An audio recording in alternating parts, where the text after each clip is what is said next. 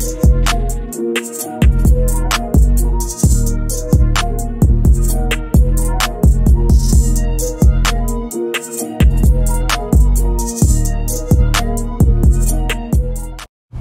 to Cali's Take. If you haven't already, please like, subscribe. Also hit the notification bell so you can get the newest content first. But hey, let's just go ahead and jump right in. Despite, the overwhelming and the bad losses, the Clippers still have faith in themselves. They still believe in themselves, and they still believe that they can do it. And, I was reading some reports, as I always do. And I was on SI.com, Sports Illustrated.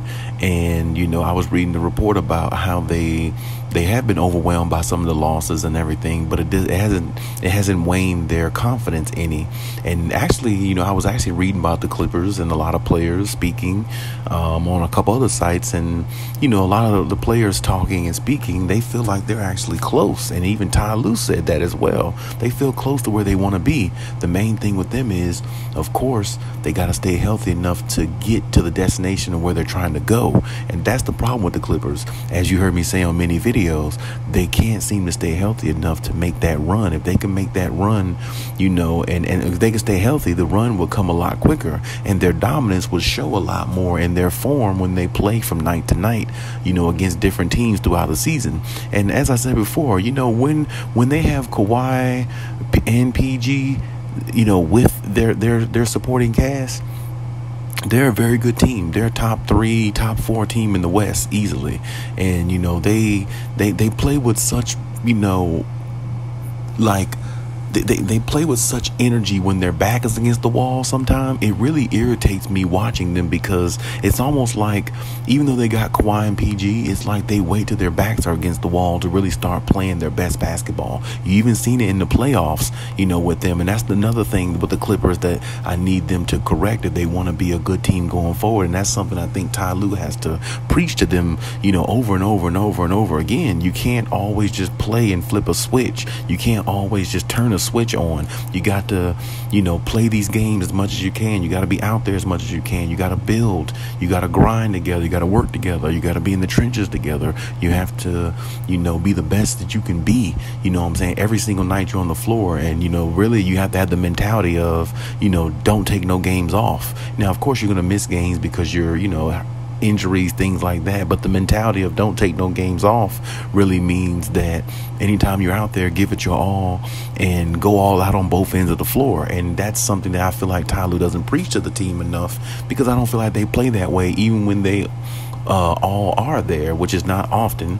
Most of the time, there's always somebody missing, or there's always somebody out or something like that. But I mean, they don't play with that type of energy, enough, I think. And I think their lackadaisical efforts come back to hurt them when they play lower seeded teams, and they find themselves losing the teams that they really should be beating. I mean, honestly, they were down in the Houston game a little bit the other night, but I mean, they found a way. Of course, I knew they were going to find a way and come back and win that game, because Houston's just not a good team. But regardless, you got to find ways and nights to go out there and be dominant and let the league know that you're the team that a lot of people expected you to be, and you're that and plus more. And that's something that I feel like, the Clippers have to start implementing in their game too.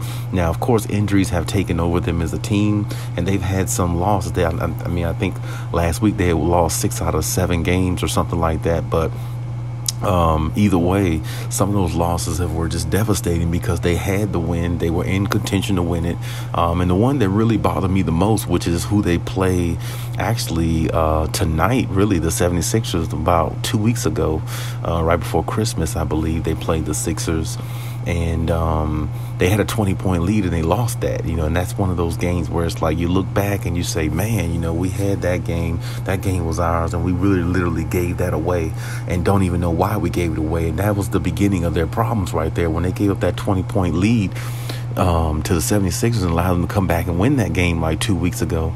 That's when their losing streak started to come about. They lost 6 out of 7, and they really wasn't, playing focused basketball. And see, that I feel like that was a part, that game started that trend, and that's something that the Clippers can't allow themselves to go through. You have to be aware. You have to be alert all times when you're on the floor in every game that you play, because the Western Conference is tight. The Western Conference is really tight. I mean, you lose 1 or 2 games, you could be in the 12th seed, and like today, you was in the 5th seed. You know, it's just that tight in the West. So if it's that tight in the West, you got to be, you know, on your P's and Q's as much as possible, and you've got to be, you know, on steadily alert. You got to be ready for anything that comes, and any opponent that comes into your house or you go to their house, you got to treat it like it's a game that's meaningful. And I feel like a lot of times when you watch the Clippers, they play like a lot of games aren't meaningful. Like they could just flip that switch, and it just doesn't work that way. I don't care what team you've ever seen dominate and become a championship team.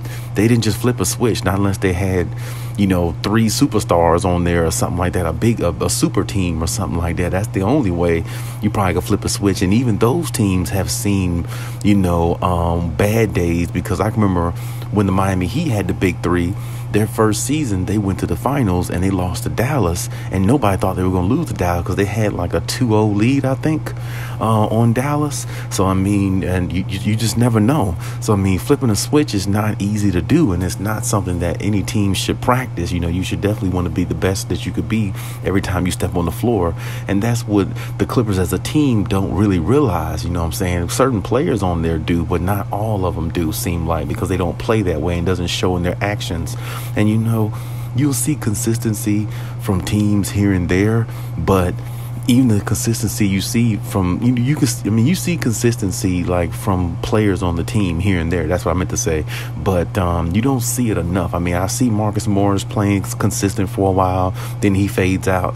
Then you see like Zubac earlier in the season. Zubac was really playing really solid, you know, and he's still kind of somewhat playing solid. But early in the season, he was really, you know, he was cooking a lot more. You know, he was doing big things early in the season where it's like, oh, okay, the center position's fine. Now I guess he kind of settled in the season, and it's like, oh, you haven't heard much from Zubac going forward. He's still doing okay, but I mean, he could be doing a lot better, or as he was continuously from maybe 3-4 weeks ago. But now I guess it's kind of calmed down with him, and that's the thing. The Clippers, you know, they have moments where they look good as a team, and then they kind of fade away. And I really don't never understood that with this team, but I do know injuries can hold you back from a lot of things. But I'm glad the Clippers still have confidence in themselves, even though they had some overwhelming losses and some losses that definitely can scratch your head and make you wink an eyebrow at them and be like, why'd you lose that game, you know? But they still have confidence, and they still believe they can get to where they need to be. They just got to get healthy. And Ty Lue spoke about that a lot, you know, looking at SI.com. I definitely read that about Ty Lue. Definitely, you know, thinking the confidence and everything is still there. He hasn't lost the locker room or anything. Hopefully he hasn't lost the locker rom. But, you know, basically he was saying the same thing I'm saying. You got to get healthy and got to push forward. And that's the same old thing with the Clippers. You know, that's their curse. You know, just not being healthy.